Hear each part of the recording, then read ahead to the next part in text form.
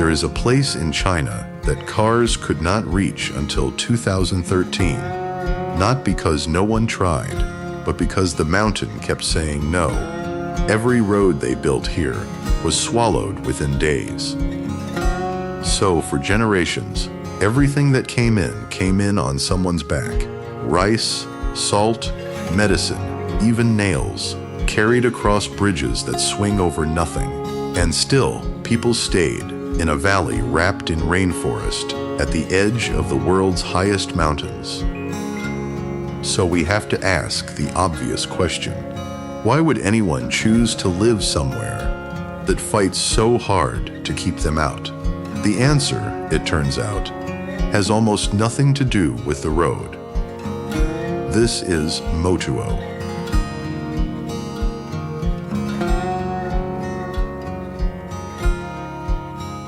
From above, Motuo looks like a green wound cut into gray stone. A single pass over 4,000 meters high used to be the only door in. For 8 months of the year, that door freezes shut. No mail, no supply truck, no ambulance could cross it.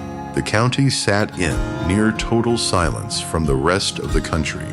News from the outside arrived weeks late, if it arrived at all. Even government workers posted here needed days just to walk in. There was no highway sign pointing toward Motuo. Because there was no highway, the clouds themselves seemed to guard the place. And somewhere inside all that isolation, lights still came on every evening. Motuo does not look like the rest of Tibet. Instead of bare brown ridges, there are ferns the size of doorways. Instead of thin, dry air, there is humidity thick enough to taste. Wild orchids grow beside glaciers, which should not make sense, but does here. The Yarlung Tsangpo carves through the valley below, loud enough to hear from far away. Every morning, mist rises off the water like the valley is breathing. Locals say the light here changes 7 times before noon. It is also, they will warn you, full of leeches. Bamboo groves swallow the trail whole in places. Snow peaks watch over a jungle that should not exist this high up. Out of more than 2,000 counties in China, only one had no road. The wait for a permanent road took more than 60 years. One early highway lasted 3 days before it was gone. The tunnel that finally solved it took over 3 years to dig. Fewer than 15,000 people live across the entire county. Yet that county holds one of the richest forests on the whole plateau. Scientists have counted plant species here found nowhere else on Earth. Some parts of Motuo receive rain almost every single day of the year. The canyon it sits in is deeper than the one in Arizona that tourists fly across the world to see. And for decades, the only route in was drawn by foot, not by engineers. Today, the trip usually starts in a small trading town, not in Motuo itself. From there, the modern road twists for hours through cloud and switchback. But the older route, the one people used for generations, still exists as a trail. It crosses rivers on bridges made from little more than rope and wood. It climbs through mud thick enough to pull a boot clean off. Even fit trekkers need 4 full days to walk what a truck now covers in hours. Along the way, there are only a handful of places to sleep. Nearly everyone who has made the walk carries a leech story. Weather can shut the pass in minutes, with no warning at all. And then, without ceremony, the jungle opens and the first rooftops appear. The first person most visitors meet is someone working, not waiting. A farmer heading to the fields barely looks up from the path. Houses here stand on wooden stilts raised above the wet ground. dog stretched across a doorway does not bother moving for strangers. Someone will usually offer hot tea before asking a single question. Children watch from behind fences with open, unguarded curiosity. Herbs hang drying along the porch, plucked from the surrounding forest. Smoke rises from a kitchen fire that has probably burned all day. The local dialect here sounds nothing like the Chinese spoken beyond the pass. And the warmth on people's faces feels earned, not performed. The Himalaya does not just surround Motuo, it seals it. Clouds pile against the ridges like a wall nobody can climb over. The monsoon adds mudslides on top of the mountains already in the way. Even the rivers here run too fast and too cold to cross freely. This border is not drawn with fences, but with terrain that refuses guests. Locals read the sky, the way city dwellers read a subway map. Even government supply convoys plan around seasons the mountain controls. Most outsiders turn back before they ever see the valley floor. And past that invisible wall, life simply continues, unaware it is famous for being hard to reach. Sometimes the mountain lets the light through, just enough to remind you it could. Mornings in Motuo start before the fog even lifts. A fire is lit first, before words are exchanged with anyone. Rice and tea steam together in a pot blackened from years of use. Cold river water is often the only water there is, for washing tools get sharpened on the porch while the family eats. Livestock are led out along paths worn smooth by decades of hooves. Children head off towards school along trails their parents also once walked. The mist starts to thin over the terraced fields by mid-morning. Birds fill the forest with noise no city could ever replicate. And somewhere, an elder sits and simply watches the valley wake up. Almost everything eaten here still comes from the valley itself. Rice grows on terraces carved into slopes too steep for machines. Fish are pulled from the river with hand nets, not boats. Wild mushrooms and greens are gathered from the surrounding forest daily. Chickens wander the yard, adding eggs to whatever else is cooking. Banana and citrus trees grow right at the edge of family plots. Grain is still ground by hand in some of the older households. Some families still hunt small game using tools passed down for generations.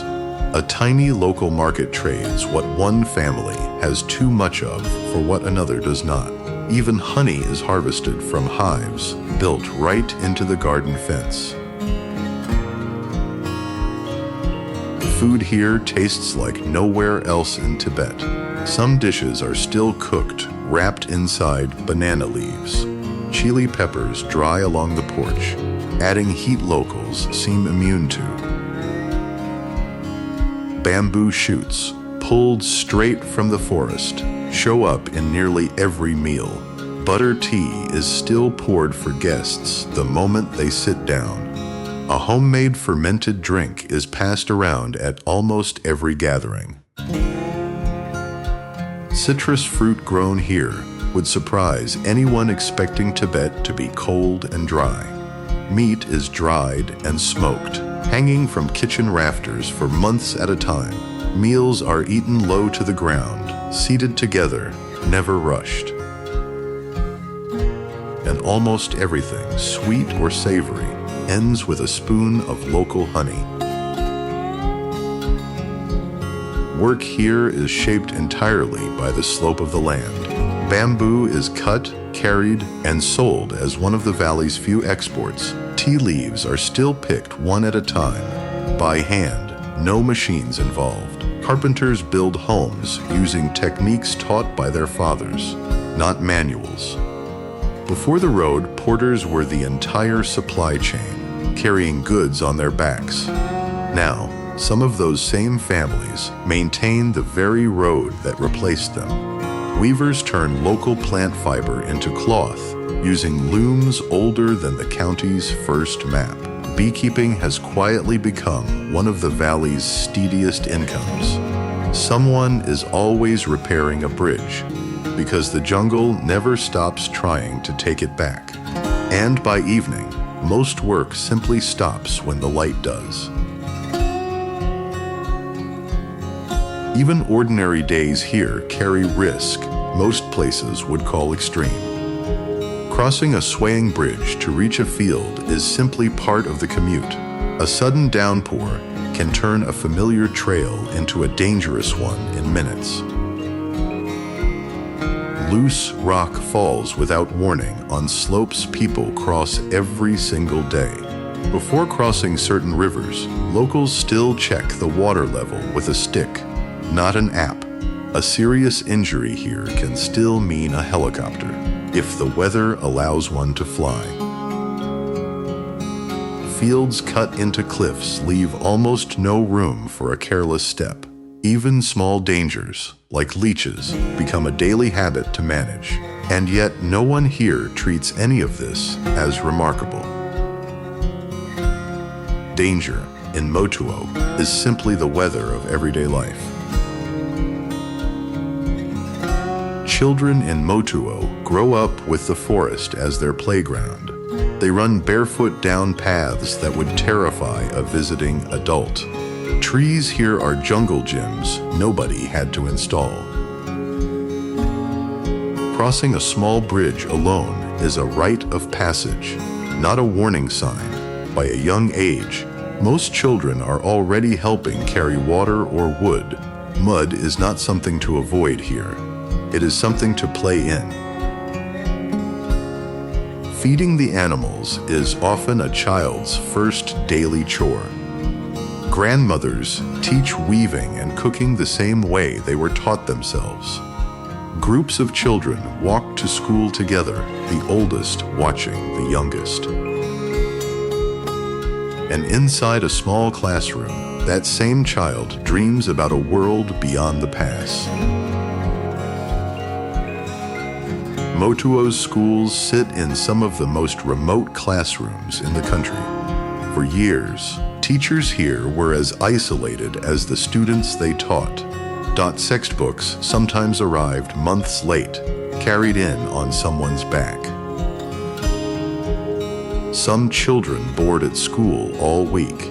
Since the walk home is too far, new teachers have had to hike in on the same trail the students use.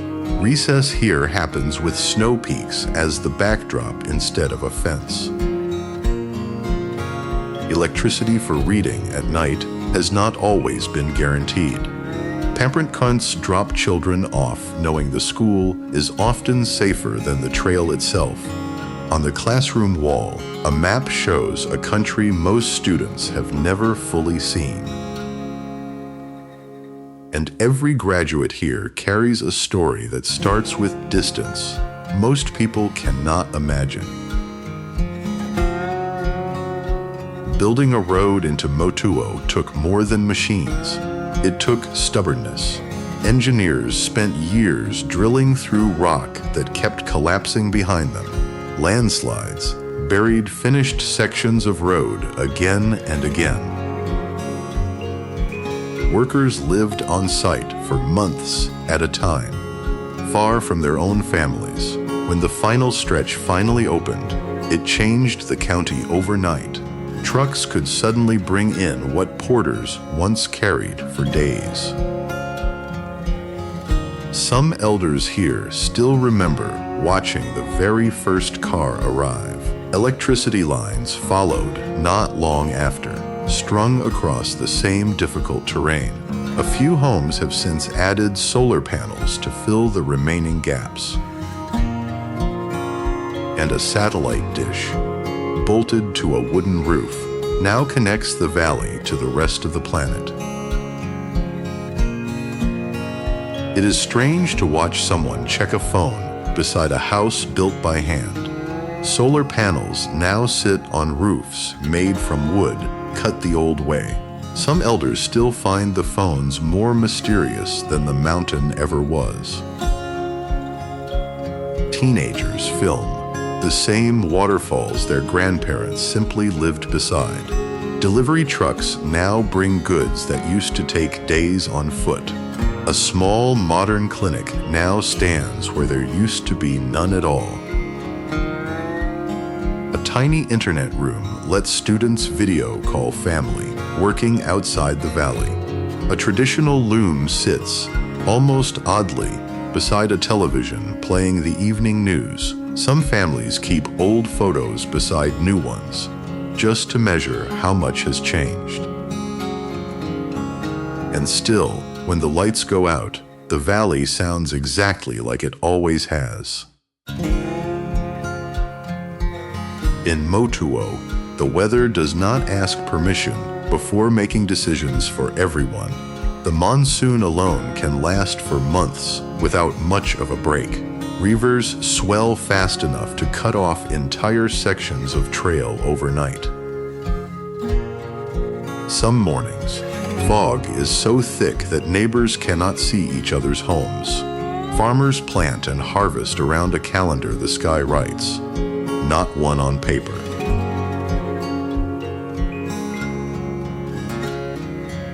Even the modern road closes for days when the mountain decides to move.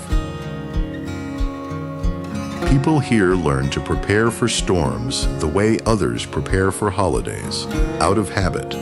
A short break in the clouds can feel like a small daily gift. Thunder here echoes differently, bouncing between walls of rock on every side. And when the storm finally passes, life simply resumes without complaint. When one family builds a house, the whole village tends to show up. Meals here are rarely eaten by just one household alone. A broken bridge becomes everyone's problem to fix, not just its nearest owners. Elders gather most evenings to talk, argue, and quietly watch over everyone else. Children are watched by whichever adult happens to be nearby that day.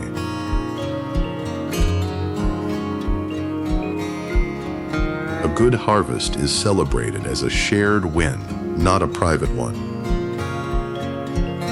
Even carrying supplies up from town is often done in small groups. Grief, too, is something the whole community seems to carry together. Laughter travels easily between houses that sit close enough to hear it. In a place this hard to survive alone, nobody really tries to.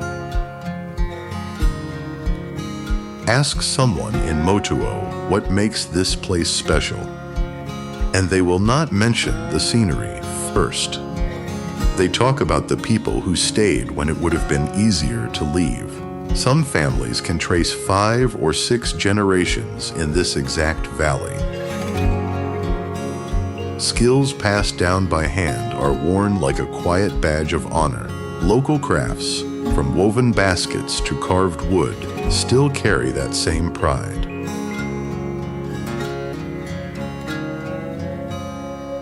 Surviving the years before the road is spoken about almost like a shared achievement. Festivals here still celebrate the harvest, not a holiday borrowed from elsewhere. Old songs and instruments are kept alive mostly by memory, not by recordings. Younger residents are taught these traditions the same patient way their parents were. And every sunset over this valley seems to remind them why they never left. There is always someone in a place like this who simply never considered leaving. A farmer here has worked the same terraced land for most of his life. He remembers walking the old pass as a boy, salt sack on his back. Now he watches his grandchildren play, On a road he once thought impossible, he still tends the same crops his father taught him to grow.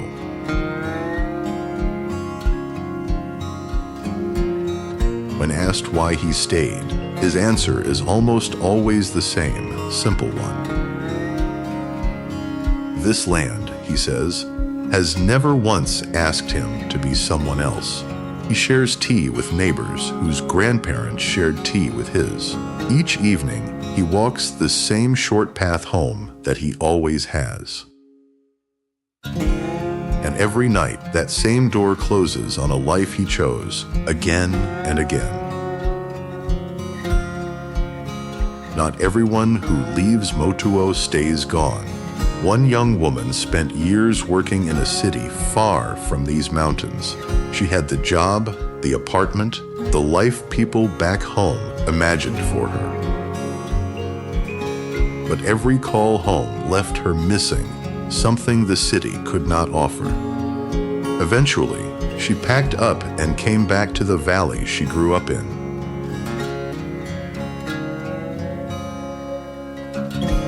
Now she runs a small shop that serves both locals and curious travelers.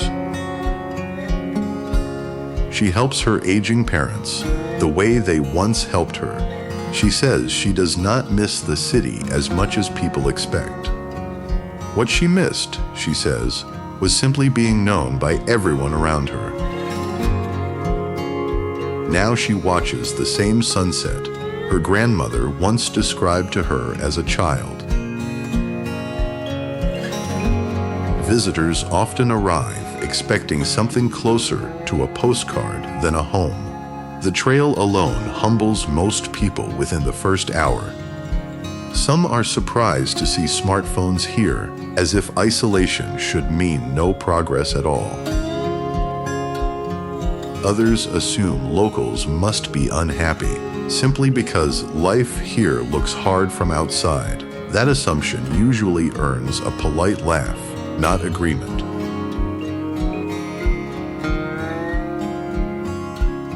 Exhaustion tends to correct a lot of romantic ideas by the second day. Guides here often spend more time managing expectations than managing the trail. Most visitors leave with a very different understanding than the one they arrived with. What looked like hardship from a distance often looks like home up close. And the ones who understand that tend to be the ones who come back. Money in Motuo moves quietly, mostly through what the forest provides. Local honey is sold both within the valley and shipped out for a premium. Tea grown on these slopes has started reaching buyers far beyond the mountains. A handful of guest houses now cater to trekkers curious about the old route. Local guides earn steady income leading visitors along paths they grew up walking.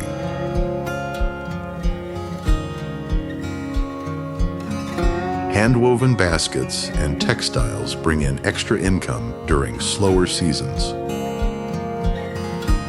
Some families now earn wages simply maintaining the road that changed everything. Produce that once fed only the family now gets sold at small roadside stands. A few younger residents have even started selling local goods online. None of it is large, but together it is enough to keep the valley moving forward. Before the road, getting sick in Motuo could be a death sentence. Serious injuries once meant a days-long carry over the pass, if the weather allowed it. Many elders here can name someone lost simply because help could not arrive in time. Today, a small clinic handles what it can. Though options remain limited, basic medicine now arrives by truck instead of by porter.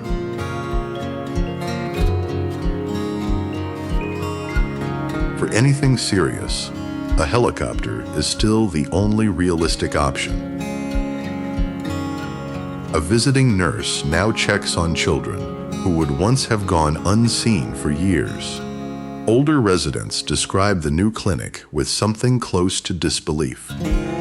Doctors still travel between villages, here on the same rough trails everyone else uses. And for the first time in generations, survival here is no longer left entirely to chance. Living cut off from the world for months requires a certain kind of patience.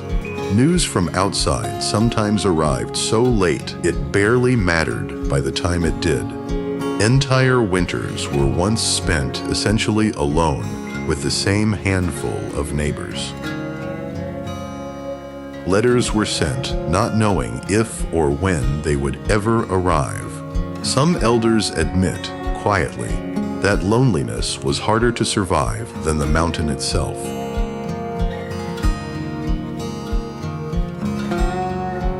Daily routine became a kind of anchor against that isolation. Singing and storytelling filled evenings that had no television, no signal, nothing else. Many say the isolation, as hard as it was, also made them stronger. Ask an elder about those years, and the memory often comes with a small, proud smile. Whatever the mountain took from them, it seems to have given something back too. New buildings have started appearing where wooden houses used to stand alone. Cement trucks now travel roads that once saw only footsteps. Tour buses occasionally park where porters once rested their loads. A few guest houses have grown into something closer to small hotels. Some long-time residents watch the changes with a mix of pride and worry.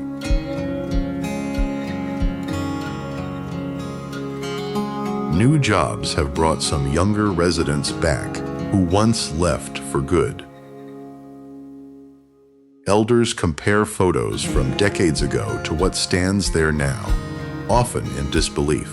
Modern goods now sit on shelves that once held only local produce. Not everyone agrees on how much change is too much. And the valley itself now sits somewhere between what it was and what it is becoming. Some skills here are only still practiced by a handful of elders. Fewer young people are choosing to learn the old weaving techniques. Traditional songs, once sung nightly, are now mostly remembered rather than performed. Handmade farming tools are slowly being replaced by machines from outside the valley. An elder teaching a traditional craft sometimes teaches to an almost empty room.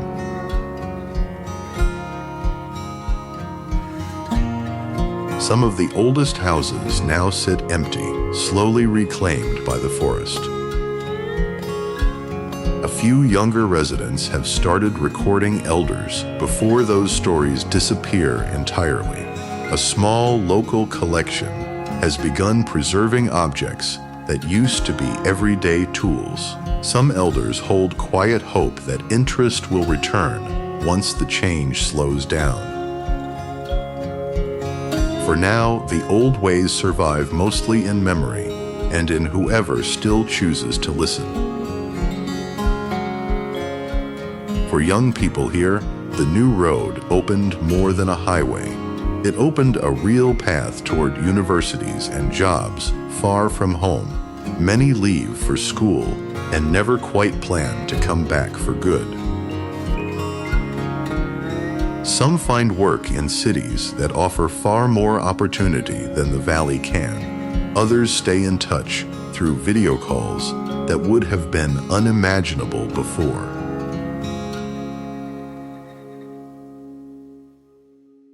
Almost all of them describe feeling pulled in two directions at once. Parents rarely ask their children to stay, even when they quietly hope they will. Yet most young people here still speak about Motuo with real pride. Their future feels open in a way their grandparents' futures never really were. And whichever path they choose, almost all of them look back one more time before they go. Even a place built around extreme rain is noticing the rain changing. Farmers say the seasons no longer follow the patterns their parents relied on. Glaciers visible from the valley have visibly shrunk within a single lifetime.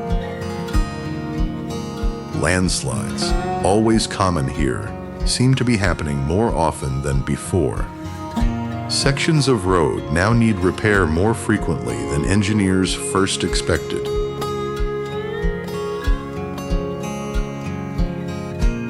Some farmers have started shifting what and when they plant.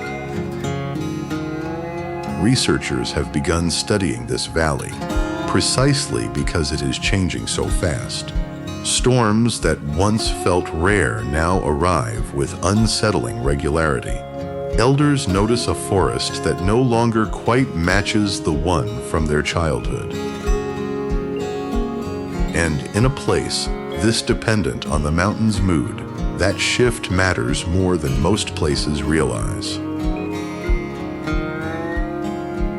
The same road that opened Motuo to the world also opened it to visitors. Trekkers now come specifically to walk the old, hard route on purpose. Gust houses fill up during the short window when the weather cooperates. For some families, tourism has brought income the old economy never offered. For others, it has meant sharing quiet trails with strangers for the first time.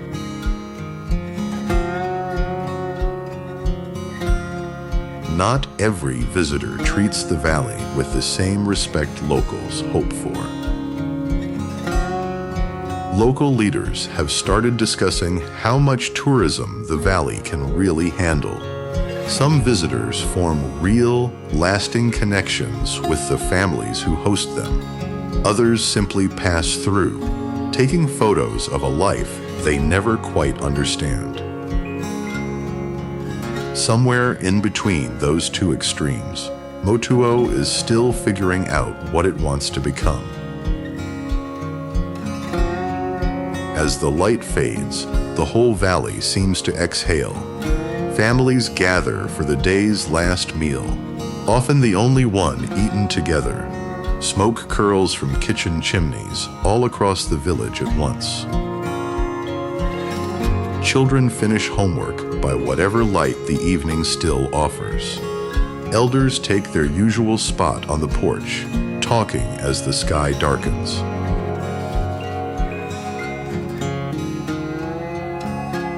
A farmer finally sits down, boots off after a full day in the fields.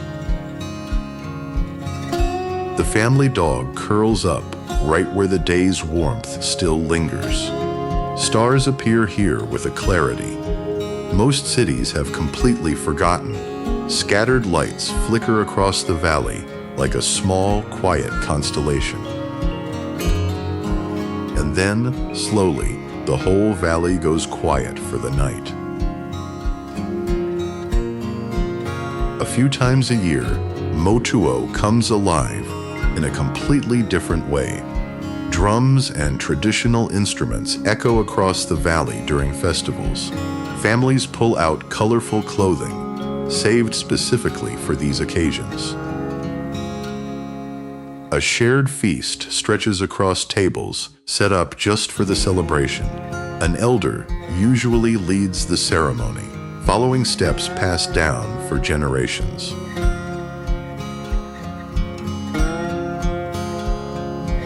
Children dance alongside adults, learning the movements simply by watching. Songs are sung together, voices carrying easily in the thin mountain air. As night falls, a fire becomes the center of the whole gathering. Even outsiders present are usually pulled gently into the celebration. By the time it ends, the valley feels, for a moment, completely whole. There is a particular kind of quiet that only exists in a place this remote. Mist settles over the valley the way it has for centuries. A single bird call travels farther here than it ever could in a city. An elder sits perfectly still, watching a view he has seen 10,000 times. Water drips slowly from leaves in a silence that feels almost sacred.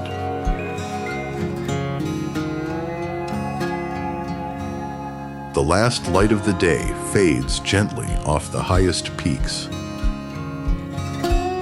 For a moment, nothing in the entire valley seems to move at all. Only the distant river breaks the silence, steady and unhurried. The sky deepens into a blue that has no name in most languages. And for just a few seconds, the entire valley seems to hold its breath.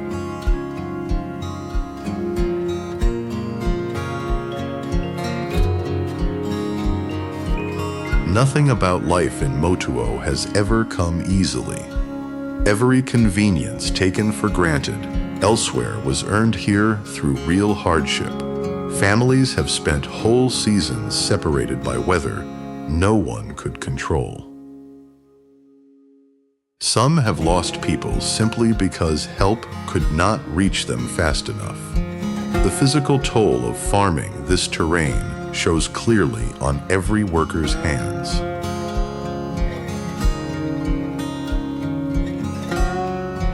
Staying has often meant giving up comforts easily found just beyond the pass. Ask if it was worth it, and most answers come without hesitation.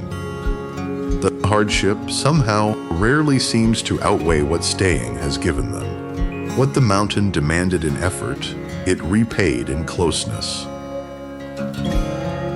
And every person who chose to stay seems to understand that trade completely. Somewhere along this journey, the real answer starts to become clear. People did not stay in Motuo despite the difficulty. In many ways, the difficulty is exactly what bound them together. A shared struggle, carried for generations, built something modern comfort rarely can. The isolation forced a kind of closeness that easier places often lose.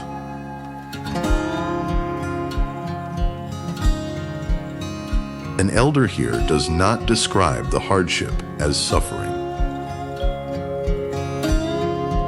He describes it as the thing that gave his life its shape. Every family here has a version of that same quiet understanding. The peace visible in this valley was not given, it was earned. And that, more than any waterfall or mountain, is what visitors actually carry home. Most of us live somewhere the opposite of Motuo. Convenience surrounds us, yet loneliness often does too. We can live beside someone for years without ever really knowing them. Dinners are eaten apart in front of separate screens, more often than together.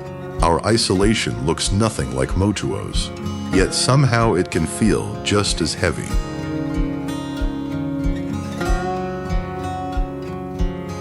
An elder from Motuo who has visited a city once described it as lonelier than any winter pass.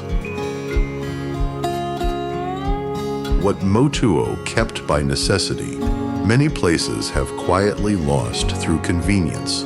Somewhere between total isolation and total connection, something essential got left behind. Motuo never lost it, simply because the mountain never let it slip away. Maybe that is the real lesson this valley has to offer the rest of us.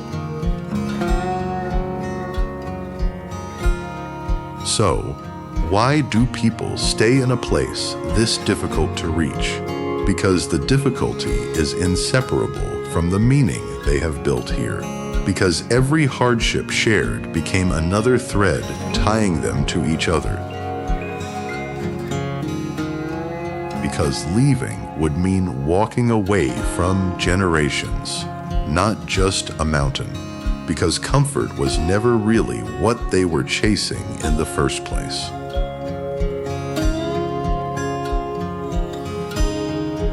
Because whatever they lacked in ease, they gained in belonging. Because some places simply feel like home in a way no other place ever could. Because the mountain, in demanding so much, also gave their lives clear purpose. And because, in the end, that trade never felt like a sacrifice to them.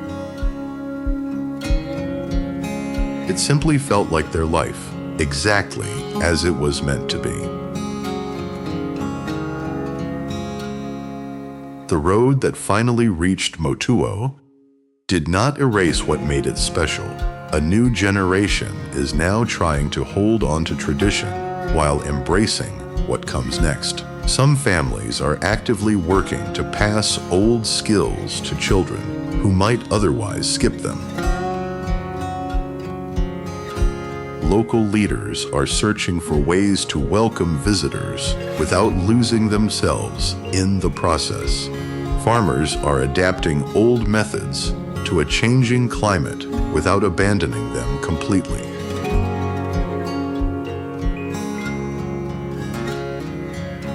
A few young entrepreneurs are building businesses rooted firmly in local identity.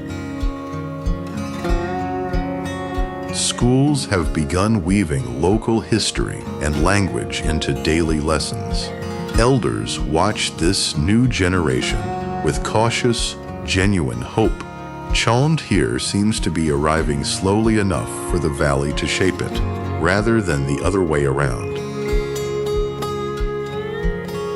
And every sunrise still finds a place figuring out how to become more itself, not less. Walking out of Motuo feels different than walking in. The same trail that once felt impossible now feels almost familiar. What stays with you is not the difficulty of the road. It is the meal shared by strangers who quickly stopped feeling like strangers. It is the quiet wisdom of people who never needed the outside world to feel complete.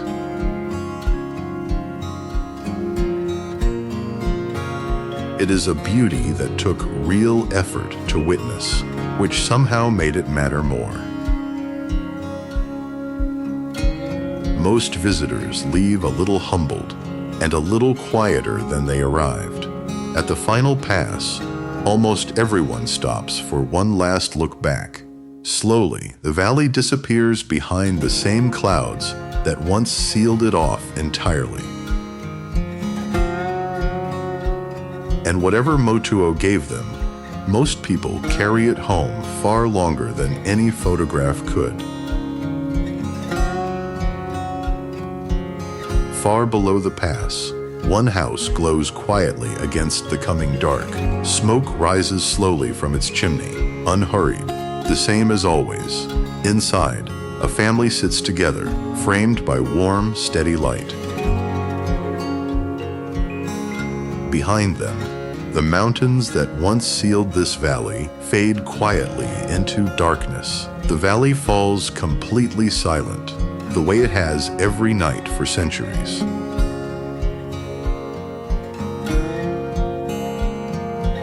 One star appears above the ridgeline, followed slowly by many more.